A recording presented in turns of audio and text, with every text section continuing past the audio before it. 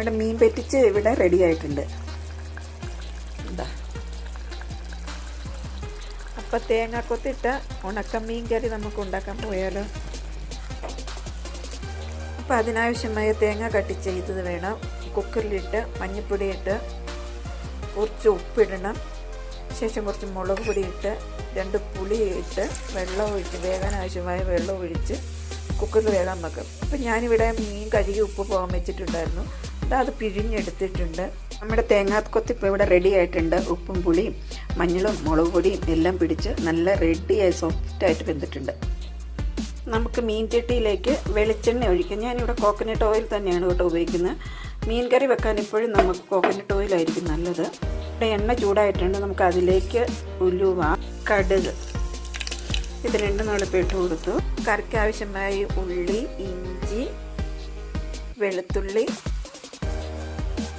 കറിവേപ്പില ഇത്രയും വേണം. ഇതിൻ്റെ കൂടെ തന്നെ നമ്മുടെ കറിവേപ്പിലയും കൂടെ കൂടെ ഇട്ട് കൊടുത്തിട്ടുണ്ട്.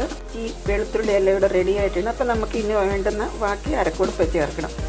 ഇത് ഞാൻ കാശ്മീരി മുളക് പൊടി, എരിവുള്ള മുളക് പൊടിയും കൂടെ അപ്പം വറുത്ത് പൊടിച്ച് വെച്ചിട്ടുള്ളതാണ്.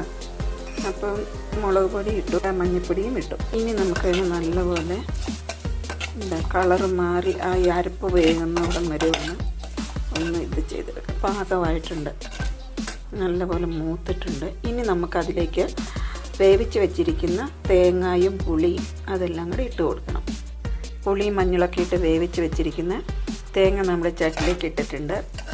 ഇനി നമുക്ക് മീൻ വേകാൻ ആവശ്യമായ വെള്ളം കൂടെ ഒഴിച്ച് തിളപ്പിച്ച് ആ തിളച്ചതിലേക്ക് നമ്മൾ ഉപ്പ് കളഞ്ഞ് വെച്ചിരിക്കുന്ന ഉണക്കമീൻ ചേർത്ത് കൊടുക്കുക. ചേർത്ത് കൊടുത്ത് ഇളക്കി ഇതിലേക്ക് കുറച്ചുകൂടെ കറിവേപ്പിലയും കൂടെ ഇട്ടിട്ട് മൂടി വെച്ച് നമുക്ക് വേകാൻ വെക്കണം.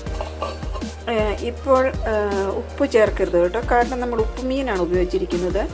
കറി വെന്ത് അതിൻ്റെ ചാറൊക്കെ പറ്റി നമുക്ക് കറക്റ്റായി പാകമായി കഴിഞ്ഞ് വേണം ഉപ്പ് നോക്കിയിട്ട് വേണം ഉപ്പ് ചേർക്കാൻ. അപ്പം നമ്മുടെ ഇവിടുത്തെ ഉച്ചയൂണ് റെഡി. നല്ല മീൻ പുളിയും ഉപ്പും എരിവും എല്ലാം കൂടെ പിടിച്ച് നല്ല മീൻ വറ്റിച്ച് ഉണക്കമീൻ വറ്റിച്ചതും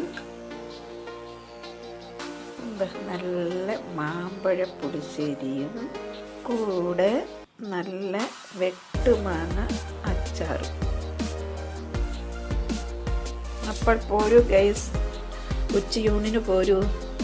വീഡിയോ ഇഷ്ടപ്പെട്ടാൽ ലൈക്ക് ചെയ്യണേ, കമൻറ്റ് ചെയ്യണേ, സബ്സ്ക്രൈബ് ചെയ്യണേ.